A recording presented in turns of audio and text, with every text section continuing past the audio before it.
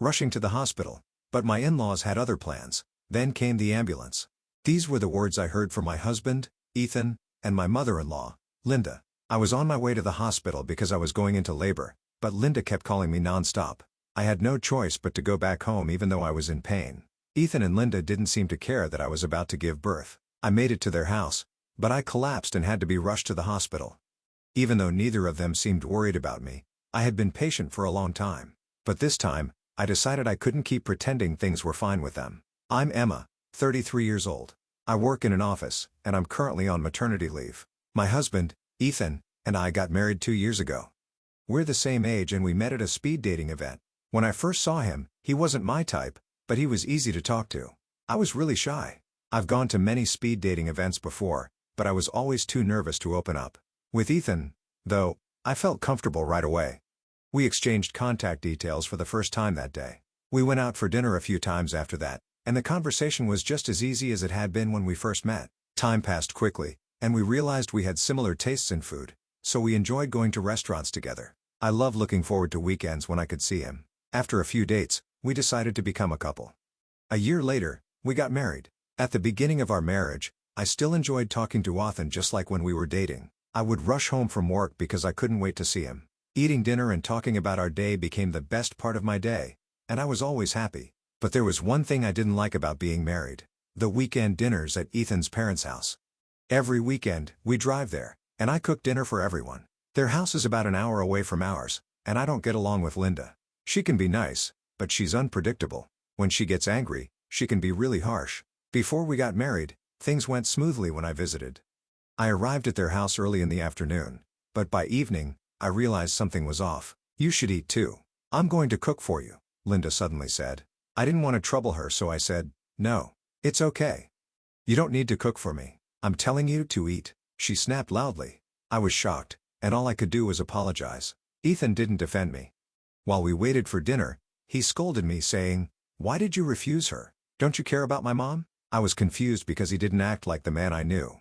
It was Ethan's dad, Jack, who helped ease the tension. "Where are you from, Emma?"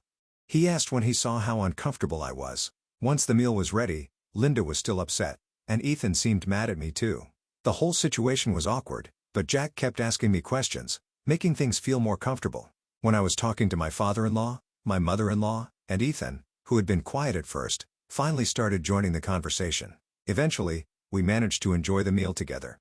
But after we left, Ethan didn't say anything to me. Even though my mother-in-law kept getting upset, Ethan always sided with her. Every time my father-in-law helped me, he would say, "Sorry, she has a short temper. Don't worry about it." Okay? I always get nervous before our weekly dinners. I worry that I might upset Linda no matter how careful I am. She still gets angry, and it leaves me exhausted by the time I get home.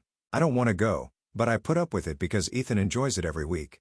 "For the dinner, what are you going to cook this time?" Ethan would ask. I love him when we're alone at home, but I don't like him much at his parents' house. Then one day, I found out I was pregnant. The morning sickness was so bad that I had to take some days off work. "Are you okay? Call me if you need anything," Ethan said one morning when I was too sick to go to work. He went to the store and bought something I could eat. His kind words made me feel a bit better. That week, I was still feeling unwell and couldn't work. The smell of food made me feel worse, so I knew I wouldn't be able to make it to the dinner party on the weekend. I thought Ethan would understand, but he said rest today, and we can go to the dinner tomorrow. The morning before he left for work, I told him, "I don't think I can go tomorrow. The smell of the food will make me sick." I was refusing to go to the dinner for the first time since we got married. Ethan got really upset and said, "What are you talking about? My mom looks forward to it every week. You promised we go to announce your pregnancy. Just deal with it for one day."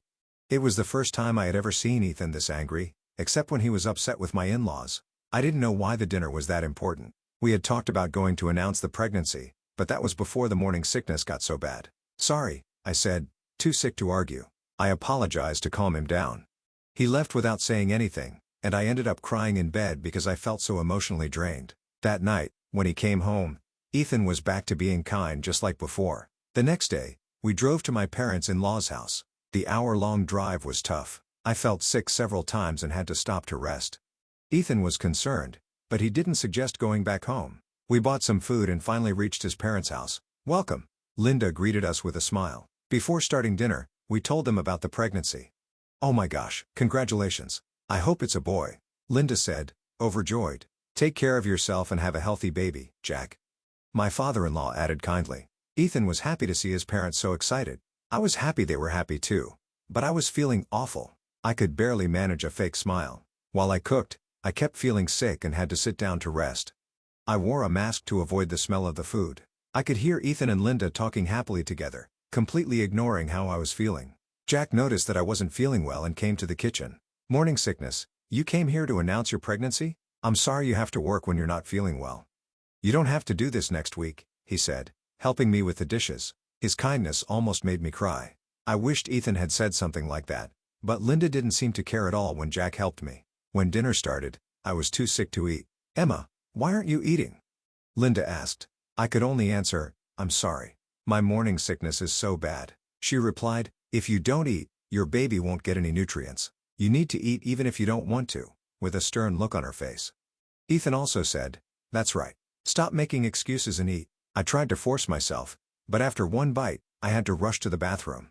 We're eating. That's gross. I heard Linda yelling outside the bathroom. I couldn't stop crying. I'm not sure how long I was in the bathroom, but when I finally came out, Linda had calmed down. I think Jack must have said something to her. I was thankful to Jack, but disappointed that Ethan hadn't shown any concern for me. After that, no matter how bad my morning sickness was, the weekly dinners kept happening. I wanted to refuse many times, but I knew Ethan would get angry, so I kept quiet. One day, at another dinner, we announced that we were having a girl. Oh, I wanted a boy, Linda said, but she wasn't upset. I know I'm sorry, Ethan replied. For some reason, he apologized to her. I didn't understand why he was apologizing. My frustration with him kept growing. Although he was kind at home, everything started to feel like a lie. But I had no choice but to endure it for the sake of the baby I was carrying. Every day, I just hoped the baby would be born safely. The baby was growing and I was in the final months of my pregnancy. The baby could come any time now. I had everything ready to go to the hospital, but the weekly dinners still continued. On the morning of one dinner, I started having contractions. The intervals were still long, so I didn't need to go to the hospital yet, but I wasn't sure when it would be time. I'm not going today, no matter what you say, I told Ethan firmly. I thought it was more important to stay safe and focus on having the baby than to make him angry. Screw you. You look fine. I'll take you even if I have to drag you, Ethan shouted just like I expected. I won't go today no matter what you say. What if something happens to the baby? For the first time in our marriage, I stood up to Ethan. As I was talking back, a contraction hit, and I bent over in pain. Enough. I'll go by myself, Ethan snapped and left. He didn't seem to care about me in pain, but I thought it was better than being forced to go with him. About an hour after he left, I decided to take a cab to the hospital as my contractions started getting closer. Just as I got in the cab, I saw that Linda had called me multiple times. I checked my phone and saw dozens of missed calls. Hello? I answered, barely able to speak. Come home right now and cook dinner, she yelled as soon as I picked up. I'm on my way to the hospital for labor pains, I told her, but she didn't understand. Hospitals? What are you talking about? Just a stomach ache. You don't want to cook, do you? Don't make excuses. Then I heard Ethan's voice in the background. Come straight home now. Linda didn't stop yelling. Okay, I understand. I didn't know what else to do but listen to them. I felt ashamed of myself. Tears streamed down my face from the pain, anger, and sadness. The cab driver was confused when I changed the destination to my in-laws' house. I finally arrived at their house dizzy and sweating. As soon as I stepped inside, Linda and Ethan started yelling at me, but I don't remember exactly what they said. I think they were shocked. I remember hearing Jack calling an ambulance. The next thing I knew, I was in the delivery room at the hospital, still dazed from everything that had happened. I was desperate to have the baby. When I finally heard my baby cry, I felt a wave of relief wash over me. It's a healthy girl, the doctor said. And when I saw my daughter's face, I burst into tears of joy. After the delivery, Jack came into the room. I'm so glad she's here safely. Congratulations. You did great, he said kindly. We called an ambulance for me. Didn't you? Thank you, I said. Ethan wasn't there. When I looked around, it was already dark and the clock showed it was past midnight. I was so exhausted that I fell asleep. When I woke up, my parents were there. Congratulations, Emma. I'm so relieved. You look great, they said with smiles. I had planned to call my parents before going into delivery, but I didn't get the chance. Jack reached out to them instead. When I saw my parents, I couldn't hold back my tears. I told them everything about Ethan and Linda. Why didn't you tell me sooner? I can't forgive them. My father was furious, and my mother held me tightly crying. It must have been so hard on you. You've been through so much. Then Jack brought Linda and Ethan into the room. When my father saw Ethan, he said, "What were you going to do if something happened to my daughter or granddaughter?" My father yelled at Ethan, but Ethan replied, "No, the baby is fine. Of course, I care about our child, but I also care about my mother." I think it's Emma's fault for not saying it more clearly. Linda also said something strange. David is right. Family dinners are important. I didn't know Emma was so close to giving birth because she never made it clear. My father tried to grab Ethan when he heard that, but I stopped him. I don't want to hear anymore. From now on, I'll take care of my daughter. Please leave. Ethan and Linda shrugged and left the room. I'm really sorry. I'll talk to both of them, Jack said as he left. Afterward, I spent time with my parents talking about the future. I realized how much their constant yelling had affected me. Looking at my daughter's face, I knew I had to be strong.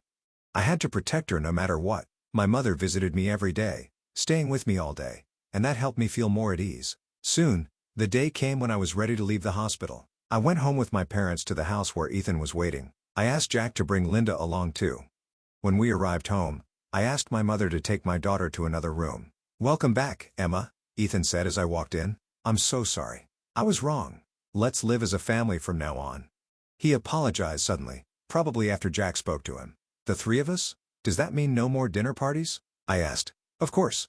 If you don't want to go, we won't go," he replied. I could see Linda's face turning red. She was angry. I could tell because I had seen her angry face so many times before. She must have hated that Ethan wasn't on her side anymore. I couldn't help but laugh. Then I took the divorce papers out of my bag. I wish I'd heard those words before the delivery. The dinner parties were more important than my morning sickness and labor pains, right?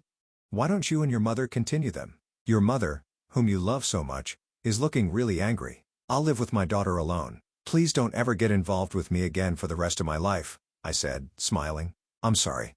She's my daughter too. Yeah, Ethan said. I'm sorry, so forget about him. David is trying to make things work with you. Oh, is that what you really think? Do you think if you apologize, everything will go back to how it was before? Don't underestimate me. It can't be fixed. I'm moving out today. Why don't you two just support each other and live together? I said. Then Jack handed the divorce papers to Linda. That's it. You two live together without me.